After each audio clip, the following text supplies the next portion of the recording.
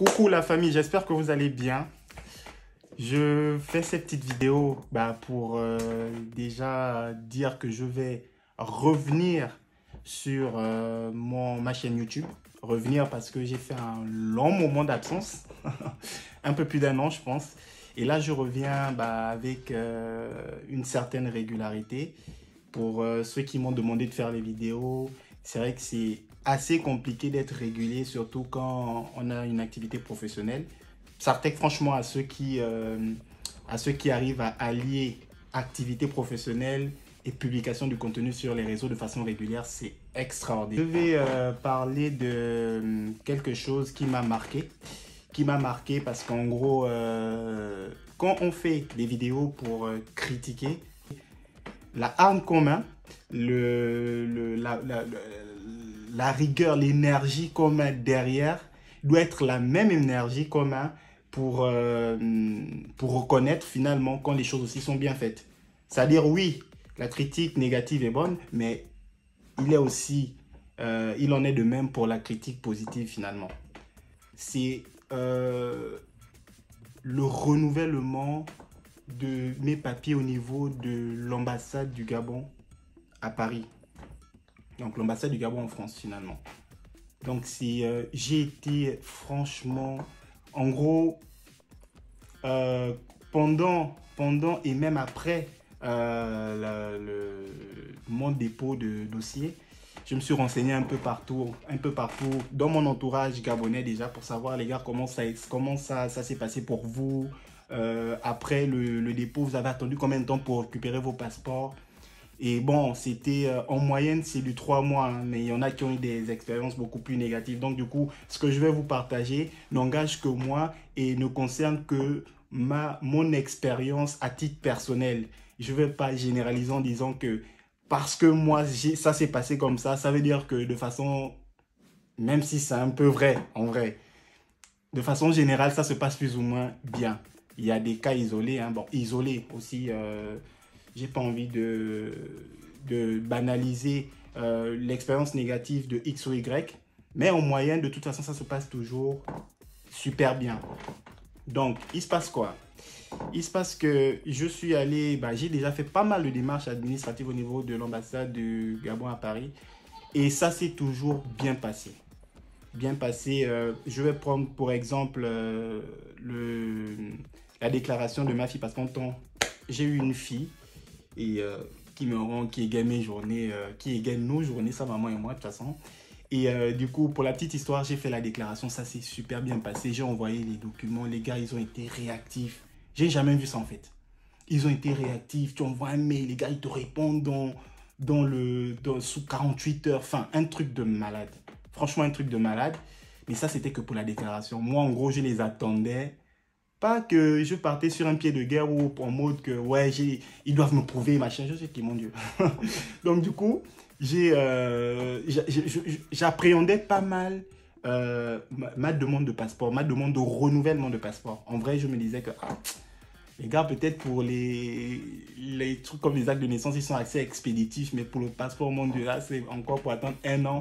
Et vous savez, pour la diaspora, de toute façon, quand tu as besoin d'un document lié à ton pays d'origine, tu es soit obligé, quasiment, parce que même si tu fais établir le document directement dans ton pays d'origine, tu es obligé d'avoir une légalisation de ton ambassade dans ton pays de résidence. Donc en gros, c'est ce qui se passe de toute façon de façon générale. Donc pour la petite histoire, je suis parti pour faire ma demande de renouvellement de passeport. Ce qui m'a marqué déjà, c'est quand je suis arrivé, c'est le professionnalisme de l'accueil jusqu'aux personnes qui te reçoivent lors de l'identification, lors du dépôt de la demande finalement, parce qu'en gros, l'identification, oui, on vérifie tout ce que tu as amené comme documentation, si tu as respecté, si tu as amené toutes les pièces qui te sont demandées. Déjà, à l'accueil, c'était super bien. C'est un sourire. Franchement, on a souvent l'impression on a souvent tendance dans certaines administrations de banaliser le sourire. Genre en mode, le gars là même, il va m'emmener au franc. Franchement, ça c'est qui? Un gars comme ça, ah, c'est quoi?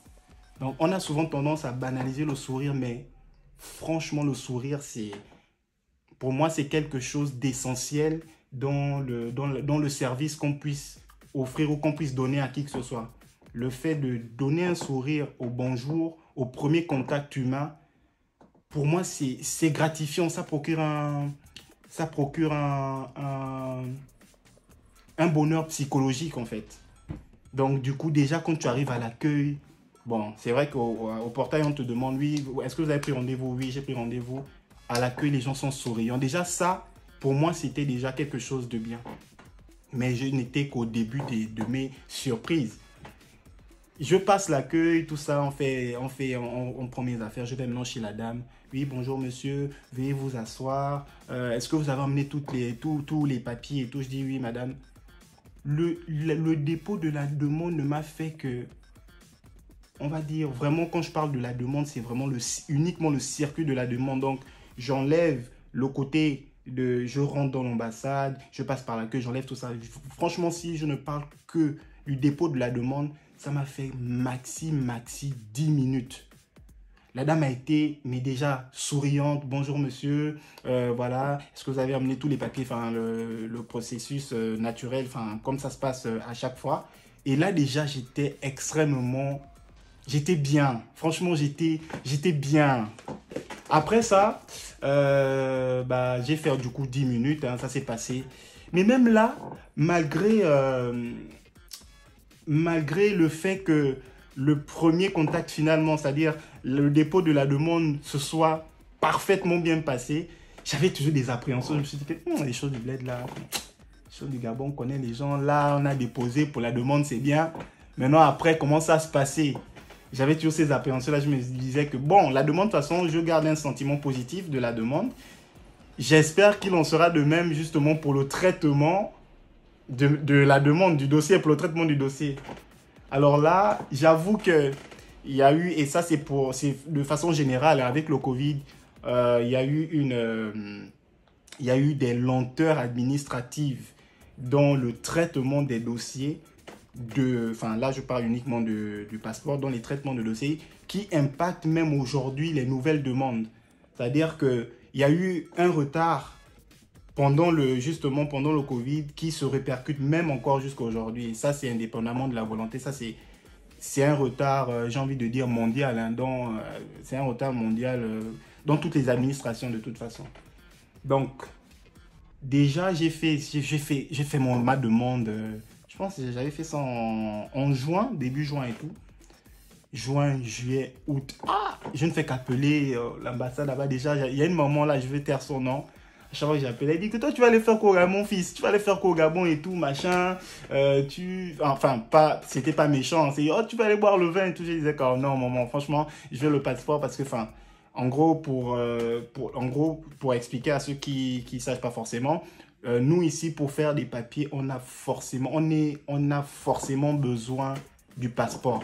Tu veux faire quoi que ce soit, en tout cas pour tout et n'importe quoi, hein. Enfin, tu as en tout cas besoin du passeport. Donc, c'est un document extrêmement important. Heureusement que les choses sont tellement bien faites que lors du dépôt, on te donne le récépissé. Si on n'a pas le récépissé, là, on était mort.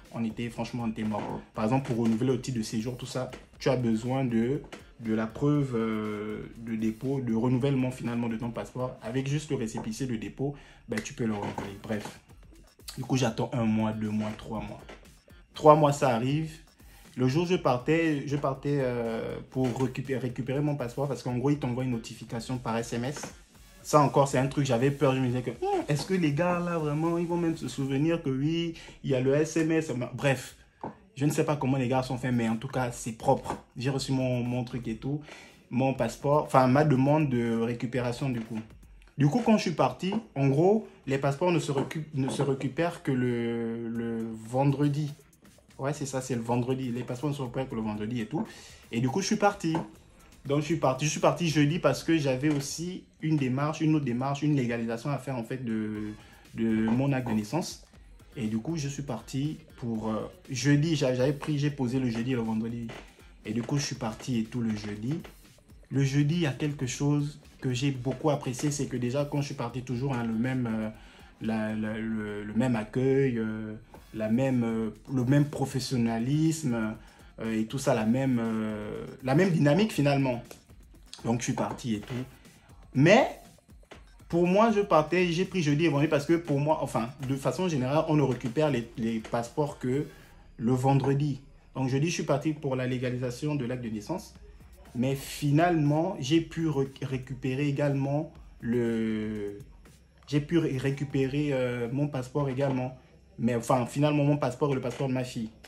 Et en gros, ce qui s'est passé, bah, tu demandes poliment. Hein. Tu vas pas aussi aller en mode, ouais, c'est moi, je jig et tout. Donnez-moi mon passeport, machin, j'ai pas le temps de barrer. Dans toute chose que tu fais dans la vie et que tu effectueras, même si la loi dit vendredi, on récupère uniquement les vendredis pour la récupération des passeports, j'estime que, après ça dépend de la personne que tu trouves devant, mais si tu es poli, tu es courtois, si tu fais preuve d'humilité, avec beaucoup de chance, tu peux récupérer, en fait, tu peux contourner la norme. Contourner, mais pas contourner dans le sens négatif. En tout cas, vous comprenez ce que je veux dire. Du coup, j'ai pu récupérer le passeport. Il y a quelque chose qui m'a marqué, c'est que j'ai eu quelques interactions avec le consul du Gabon à Paris. Franchement, c'est un monsieur simple. Il est vraiment, en fait, il est à l'image des personnes qui travaillent, de ses collaborateurs. Quand je parle des collaborateurs, c'est les gens qui t'accueillent pour le passeport. Ils sont tous simples, ils sont professionnels, ils sont courtois. En fait, il y a une dynamique. Tu sens qu'il y a quelque chose, en fait.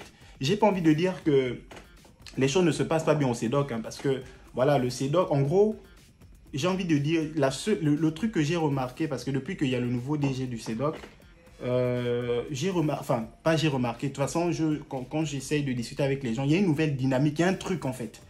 Le nouveau DIC du CEDOC, là, c'est qu'il est venu avec un vent, il est venu avec une dynamique, avec un professionnalisme.